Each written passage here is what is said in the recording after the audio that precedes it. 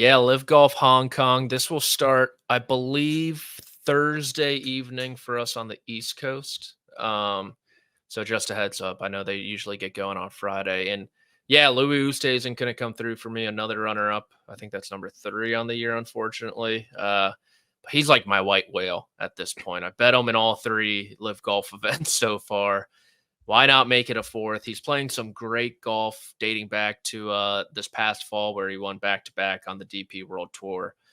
So this course is tight off the tee, shot maker's golf course. I think that's Louis Oosthuizen into a tee. So at 22, with how much respect Joaquin and Rahm are getting in the market, I think there is some value in that. And then Patrick Reed, he's kind of just been bad, honestly, this season on LIV Golf. Like, hasn't really done a whole lot, but you look at last year, he didn't really make a ton of waves, but when he did, I mean, he had like 5 top 5 finishes, a couple podiums as well. And so 50 to 1, I think I mentioned last week, there's like 20 guys who can realistically win on LIV Golf. And I think Patrick Reed is one of them. And so at 50 to 1, I think he's a nice long shot option. What odds would you bet Anthony Kim at? I think he's 500 to 1 now. Would you play him anything under $1 million to 1? I mean, if anyone ever gives you odds 10,000 to 1, you got to take him. Not for Anthony Kim's not. I think you could compete with Anthony Kim right now, especially in a course in Hong Kong, which is not a very long course. So I think with your game, I think you and Jake can compete with him. You missed the Office reference, but no, I mean, professional golf is a completely different game. I think a lot of people gave him a lot of crap for around a 76, which 12 years removed from the landscape is very impressive, in my opinion. Can't bet him, though. Can't bet him. Unbettable. All right. No, absolutely not. No, can't bet him in any capacity. All right. See ya. This is a short course, as I mentioned. So I don't think it's any, it kind of makes sense why you're picking Bryson DeChambeau, especially at 12 to 1.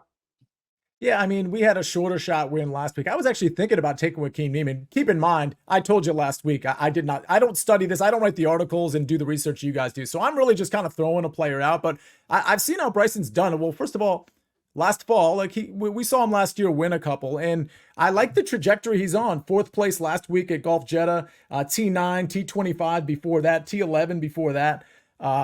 And by the way, don't forget, like pre-Bryson blowing up, he was quite the tactician. So I think he can, I think his game translates pretty much everywhere. So I think at plus 1,200, he's certainly live to win. On a short course too, I think it's under like 6,800 yards. I mean, this is not a long one. He could completely overpower this course. So that makes a lot of sense. I picked Rory McIlroy to win. He's my top pick for the Arnold Palmer Invitational. And if you remember last week, Taylor Gooch mentioned that he is, that if Rory wins the Masters, that it would have an asterisk because the best players are not there. Now, I'm going Taylor Gooch at plus 1,200. His last 8 LIV rounds have been in the 60s. He's posted results this season, T15, T2, T6. He won 3 times on the circuit last season. It's been good enough for him to win again this week. He's priced low enough. Don't necessarily love the price, but I do like the form and the player at plus 1,200. And I'm going with Louis just for the reasons that Patrick said. He's playing some great golf, and I think Louis definitely makes a lot of sense. Now, one thing about LIV that I want to talk about before we get going here. So they've ended their bid for World Golf Ranking Accreditation, and they're going to focus on working with the governing bodies of the major championships to get more of their players in the fields. Patrick, your thought on this? Is this a good move to go away from the OWGR and just kind of like beg the majors, please put our best guys in? Or is there a better solution to this? How long you got, AC? I'll say 90 seconds. I think it is. You got to know who runs the OWGR. The OWGR has a 7-person board. 4 are from each of the 4 major championships. You got the PGA Tour as well, the DP World Tour, and then the PGA Tour Federations, which is run by a DP World Tour exec. And so essentially, I think neither LIV Golf nor the OWGR put their best foot forward in this situation. LIV Golf didn't try to play by the rules, right? The OWGR came back, said they don't like the closed shop. LIV Golf didn't really change a whole lot about that. They said they didn't really like the team component. They changed nothing about that.